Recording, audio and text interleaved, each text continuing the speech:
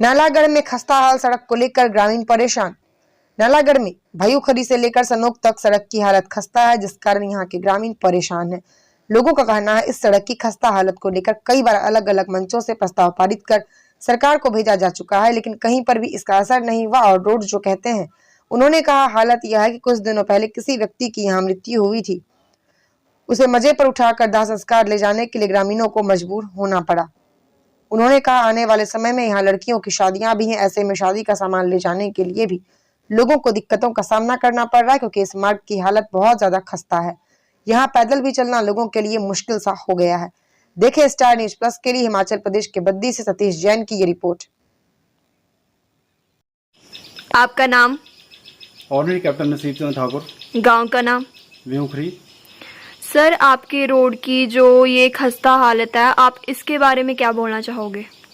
देखो जी, रोड के बारे में तो क्या कहना, रोड के बारे में पहले भी कहा था, भ्यूखरी से लेके सनोक तक इतनी खस्ता हालत है, इसके ऊपर ना तो पैदल चलने के लिए भी रास्ता नहीं है। अभी मेरी खुद की गाड़ी लगभग 1.5 महीने से भ्यूखरी में खड़ी है, और यहाँ पे खड्ड में एक मैं पिछली बार बोला था, अगर पुड़िया के बजट नहीं है सरकार के पास, उसके ऊपर कम से कम 15-20 बैग सीमेंट के डाल के उसको प्लंथ टाइप भी बना दिया जाए तो भी कुछ गुजारा होता। लेकिन इतने खड्डे हैं, घुटने घुटने तक छोटी गाड़ी का पिकअप आना भी बड़ा नामुमकिन है।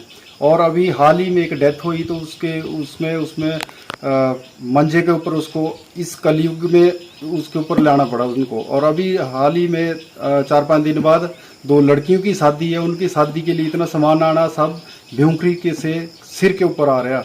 तो मैं इस सरकार को तो क्या कहूँ, 1000 बार पता नहीं कितनी बार रेजुलेशन डाल के पंचायत से भेज रहे हैं, मिल रहे हैं, सब कुछ कर रहे हैं, लेकिन ये बोलते हैं बजट नहीं है, क्या नहीं है। और इसके साथ ही मेरे को शर्म आती है, क्योंकि मैं एक फौजी हूँ और स्कूल की हालत देखते हम, और स्कूल एक ट्रस्ट वाले बना रहे हैं, हमारे को तो शर्म आ रही है हमारी सरकार से, हिमाचल प्रदेश की जो सरकार है, क्योंकि लगभग 7 साल से डेमोलेशन में स्कूल लगाया हुआ है और ट्रस्ट से पैसा लेकर के इसको बनाना पड़ रहा है। क्या सरकार के पास इतना भी पैसा नहीं है कि वो 2-3 कमरे बना दे?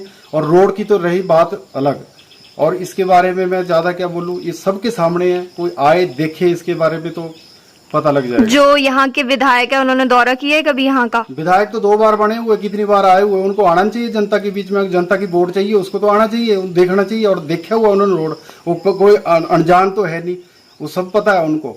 उन्होंने कुछ कार्रवाई की? मैं तो सरकार को ये कहता हूँ कि अगर आप काम नहीं, कोई भी है इसका, सरकार नहीं, कोई भी इसका जो भी जिम्मेवार है, उनको तुरंत इस्तीफा देना चाहिए। मैं इस्तीफे की मांग करता हूँ ऐसी सरकार से, या इनके जो भी जिम्मेवार है, इन चीजों को नहीं करा सकते तो अपना इस्तीफा दो, घर में सो, अपने आराम से, सब कुछ है घर में रहो। क्यों जनता के बीच में जनता को गुमराह करना? क्योंकि हम गुस्से वाले आदमी है, हमारा प्रिंसिपल है फौजी आदमी है, एक गोली एक दुश्मन, और आदेश को मनवाना और आदेश को मानना, यही हमारा प्रिंसिपल है। इससे ज्यादा मैं नहीं कहूँगा।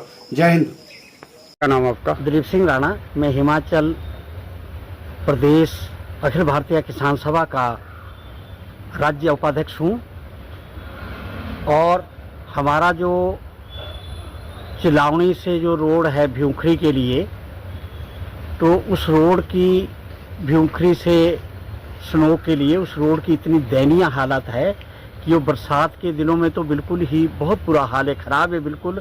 ना वहाँ से आजकल लोगों की सब्जियाँ तैयार है, ना तो सब्जी ला सकते।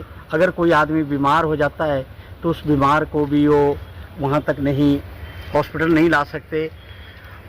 बहुत दयनीय हालात है उस रोड की, क्योंकि पैदल जो है वो 3-4 किलोमीटर 5 किलोमीटर वहाँ का जो रोड है वो खूबंजल से लगा के जो लोग रामसर आना चाहते हैं वो बाया भ्यूखरी, उन लोगों को बहुत कठिनाइयों का सामना करना पड़ता है। सर, जो वहाँ के जो विधायक हैं अवस्थी जी, उसके आपने उनसे कभी इसके बारे में बात की है कि कभी आए वहाँ पे देखने के लिए?